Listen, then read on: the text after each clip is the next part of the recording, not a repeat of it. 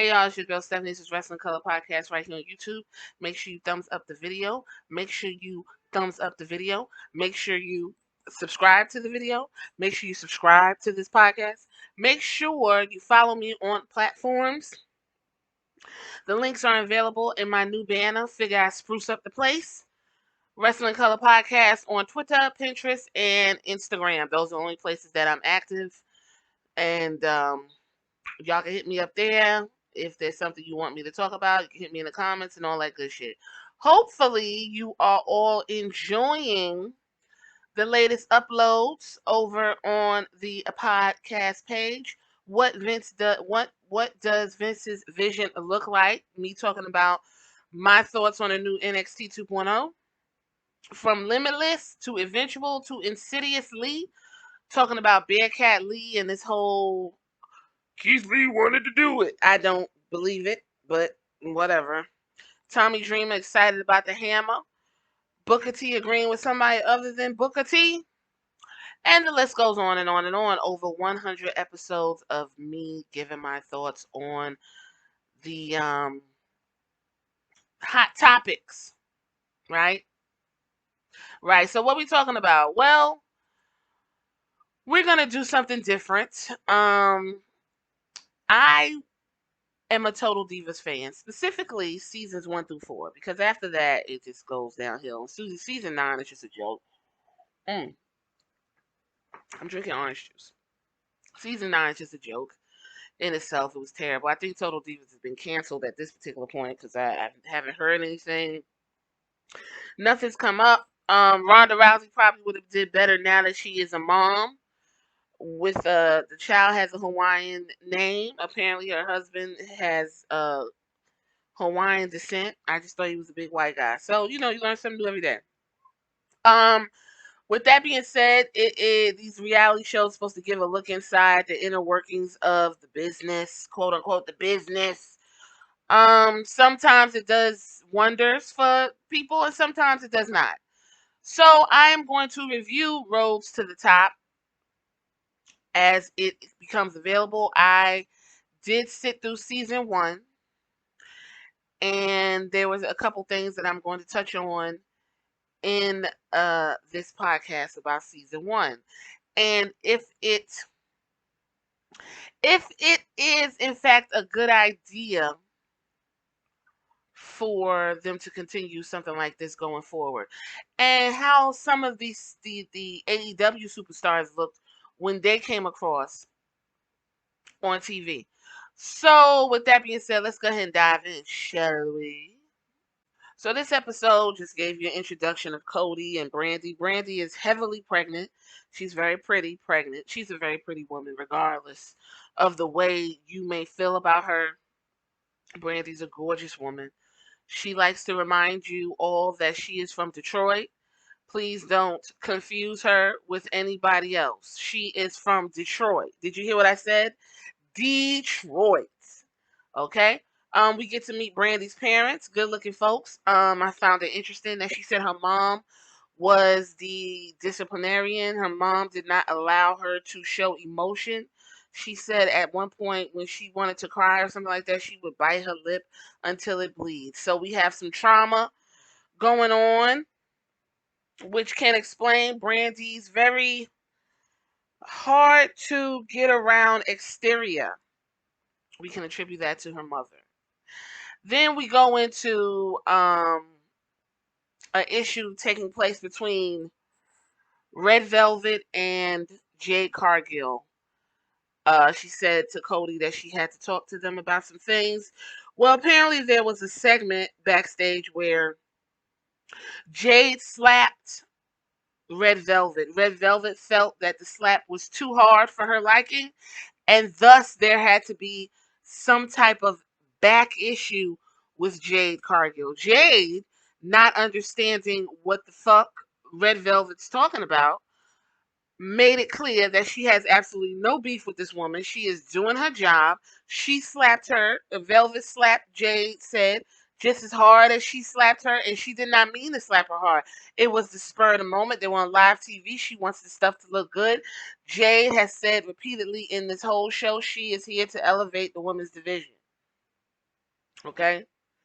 Cody, his side of things, Cody is about to fight the British wrestler, British boxer, Go-Go. And this is where he gave that very bombastic and obnoxious and tone deaf, if you ask me. Um, I don't know if he was supposed to be the villain or the bad guy, but he basically was saying how in 1961 America was segregated, and in 2021 he has had sex with a black woman, and that black woman will be giving birth to a white princess, black American princess combination, thus ending racism in the United States as we know it. Everyone was floored. Brandy was crying. She loved it. And they went on to name their daughter Liberty, if we hadn't noticed that by now. Okay. Very bizarre. Um, he did go on to give that raucous promo. Everyone ate it up. I mean, this is wrestling. We already know wrestling's demographic. Slackjaw yokels, very heavily racist, very closed-minded, very, very, very, very, very. All of the isms is in wrestling. So that promo, I'm pretty sure those neckbeards and incels just nutted all over themselves. And the way it sounded, the climax was strong. Then we go on to Brandy, and they are now having a baby shower. It was cute. Wasn't nothing spectacular. It was a cute little baby shower. Cute. Um, Before we get to the baby shower, because there was something interesting that took place there, Tony Khan came on the show. Tony has this look on his face as if he is in a whole nother realm. Like he, you know, pupils dilated. He is completely present. He is in the moment. I don't know if that he just looks like he's like, yeah, anything you want to do right now, right now. Really in tune, you know, they want to go ahead and bring him on the show, let you know who's running things, who's making the money. He's very open. He let Cody know, listen, whatever you want to do. I'm a squirrel. This is your world. I'm just here to get a nut. That's basically Tony Khan in a nutshell. Brandy went on to say that she did not want Cody to see her vagina do the things that it is going to do when the baby's born, because Brandy feels like if Cody sees her vagina open up like a tangerine and squirt out baby substance, that he will no longer want to fuck her. And I have to, first of all, I'm really floored that Brandy felt that way, for her to be as smart as she is. Cody seems to be completely enamored with Brandy, and he made it clear that that's not gonna bother him. He's well aware of what the vagina does and what's it gonna do when his daughter comes to the world. And she said, "Well, you might not want to have sex with me anymore if you see what happens." He was like, "Oh, oh no, no, no. I'm gonna hit that. I'm going to continue to hit that." Let me explain to you guys that's listening, ladies listening. Um, contrary to popular belief, that is probably the only time the vagina opens up for the size of the baby's head and shoulders to slide through the canal. Your penis has absolutely nothing to do with the elasticity of the vagina. Okay? The vagina has a tendency to wrap around your penis and literally make it so you fit perfectly, no matter how big you are. Just letting you know. So if you're swimming, quote unquote, in the vagina, she's super wet or you're extremely small. It has nothing to do with the size of her stuff. So with that being said, I thought that was very silly of, you know, Brandy to say, and Cody reassured her that he will be continuing to fuck her when the time comes after 6 weeks. There was a point where Brandy asked Cody, "Is there anything I need to know? You know, I'm the chief branding officer. You can tell me, let me know so I'll be ready." Cody said, "Nope, everything's fine. Some things you don't need to know, and some things are better left close to the chest. If there's an issue, I will let you know, and you will know because I will panic." She said, "Okay," and they moved on. I like that. Cody's very confident in his abilities as a vice president. He told Brandy to relax, let him handle his thing, and she handles her thing, whatever that thing is. Then we ran into Darby Allen. Darby Allen wanted to remind us, I'm sorry about that. Darby wanted to remind us that he was homeless and had $12 and he slept in his trunk. Mm. He slept in the trunk. And so he wanted to let Cody know that to remind himself of where he came from before a big match or a big pay-per-view, he sleeps in the trunk of his car. And that's how he reminds himself that he was once a bum and he's not a bum no more. You know, I find it's really interesting. Every wrestler started out with $4 in their pocket. Everyone. No one came for money. So Brandy eventually wants to come back to wrestling. She feels that she will be going after the AEW Women's Championship. How we as viewers will have to deal with that remains to be seen. I think Brandy has been given a lot of space to fuck up on TV and reset. We went from the Nightmare Collective to the family to whatever it is she's doing now. She was supposed to be in the whole match with Jade Cargill, ends up getting pregnant, and her doppelganger in Red Velvet went ahead and stepped in. That match was fun. Jade Cargill, Shaquille O'Neal with Red Velvet, and Cody Rhodes was a good time. And Brandy unfortunately could not be a part of that because she was with child. She, as of late, is back on TV, got her body back, and she's ready to get back in the ring, folks. So be ready for a Brandy return. Ricky Starks.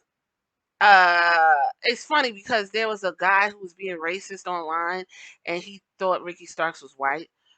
Everyone's like, no, he's black. Ricky Starks is completely beige to me. I don't know. He's very ambiguous. So anyway, I can't find any information about him online. So Ricky Starks, for those who don't know, he's had a move done on him where he landed on his neck, fucked his neck up. So they didn't want to just take him out of action. They had him cut a promo. He did a great job. They want to keep him going. This is the behind the scenes for you guys who really need to know what's going on in the business. They wanted to keep him going and gave him a spot. He did good in the spot, and that was really that for Ricky Starks. So now we know why he's not on TV. I don't even think he was on I think he's still out of action for some months because his neck is really fucked up. So Cody has a sister named Teal, and Teal is, I listen. Teal is a white woman that is just, she is very vocal. She's gonna say what she wants to say. Everyone is going to sit down and listen to me. I have something to say. I'm Cody's Rose sister. I don't play. That's Teal. So Brandy and Teal do not have a great relationship. I wonder why. This is down to the baby shower. The moms get along great. They moms, whatever. They're blowing things up. They're getting ready for the baby. Cody's mom is like, my baby's having a baby. Brandy's mom is, my baby's having a baby. So them two are good. But Teal is gonna be a problem, I think, throughout this show if she is even on the show more than she needs to be. Yeah, I think that's gonna have to be kept to a minimum. So the beef between Teal and Brandy is Teal has a problem with Brandy using the Rhodes last name, even though Brandy is fucking married to her brother, which is Cody Rhodes. And when you get married to someone, you have the option of taking on their last name. Teal had an issue with Brandy taking on the Rhodes last name. She thought it was disrespectful. She thought, how dare she? I think it's fucking bizarre. I'm getting really some racial undertones from Tennille, some microaggressions from Teal.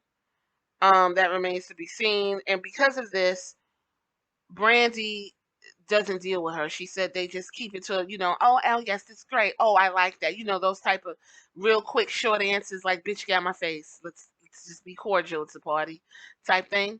So that's the beef there. So the other issue is that the grandmas want to be more hands-on with the baby when the baby gets there, but Brandy has it in her brain that she's gonna have a night nurse so she can sleep, and the night nurse is gonna Take care of it. I don't know why y'all do that.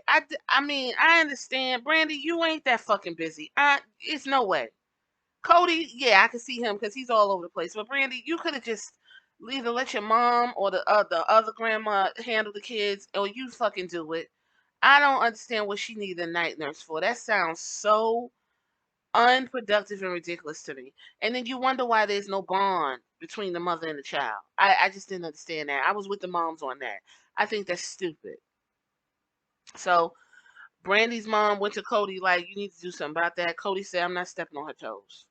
You know, you're gonna see your grandbaby when you see him anytime y'all want. The grandbaby's there, but I'm not going to step over what Brandy wants, which I can respect Cody for that. He does give Brandy space to be the dominant woman that she is. She has a very dominant personality. So, all the ladies at the baby shower, we got the WWE seamstress, I forgot her name, Sandra. She's there, Jade's there, all the ladies at the baby shower's there. They're telling Brandy, listen, when that baby comes, it's gonna be a different ball game. Like you're not gonna be the same woman. You sitting here, you running your mouth, but boo, that baby gonna change. And she's just like, no, no, no, no, no, the usual. And of course, now that we see the little bundle of joy is here, and Brandy don't know what to do with herself because she needs to be with her child. And when she's not with her child, she's going to be feeling super guilty about it. Just letting you know. You know why? Because I'm a mom. I'm a mom. 10 years in, y'all. But when my boo got was born, please, you couldn't tell me. I would bite your fucking head. You couldn't tell me a thing about my boo. Hell, I didn't put him down. And apparently, when you hold your baby, that upsets older people. They want you to put the baby down, let it cry. No, I never put him down. He fought. I picked him up. That's my boo. You know how fast kids grow? You better hold them while you can. So we coming to the end. Brandy decided that she found her something to do, so she is going to have a wine, and it's going to be called Whoa Baby. And so what Brandy decided to do was invite Jade and Velvet to come and sip the wine because she can't sip it. She's heavily pregnant. So they do. Now, Red Velvet, I have to say, did herself absolutely no favors in this scene. She was confrontational. She was looking for a fight. Jade is like, girl, I didn't hit you like that on purpose. We were doing a scene. I hit you. You hit me just as hard. It's not that fucking serious. Velvet's like, well, I was scared. I didn't know what was going on. Jade always said, is it because of the way I'm built? I'm built like this. I know how to control my strength. But in the heat of the moment, I slapped her. I didn't mean to slap her hard. I'm not here to cause confusion. Get the fuck over yourself. And that pretty much was the crescendo of the whole show. The ladies end up making up. I think it was manufactured, pretty unnecessary beef between Jade and Velvet. If Velvet really felt like that, that's very unfortunate for Velvet. She needs to get over herself. You fucking wrestling. That reminded me of Nia. Nia Jax on Total Divas was talking to Lana, and she was telling Lana, like, listen, when I go out there, I fucking wrestle. Like, we're wrestling. You can't take a bump. That's not my problem. And pretty much Jade said, bitch, I'm here to wrestle and have a good time and elevate this division. You can't take a bump. That's not my problem. Get you some thicker skin. And don't use my physique as a means to say, oh, she's super strong. I'm scared. Don't do that. I look good. I work hard for this. You look good. You work hard for that. Let's keep it cute. So, that was really it. Rose to the Top season 1. We're going to go ahead and keep on pushing for Rose to the Top season 2. See where this goes. This is Wrestling Color Podcast. Y'all tell me how y'all think. What y'all think of Rose to the Top first episode. And I will see y'all back here on episode 2. Later.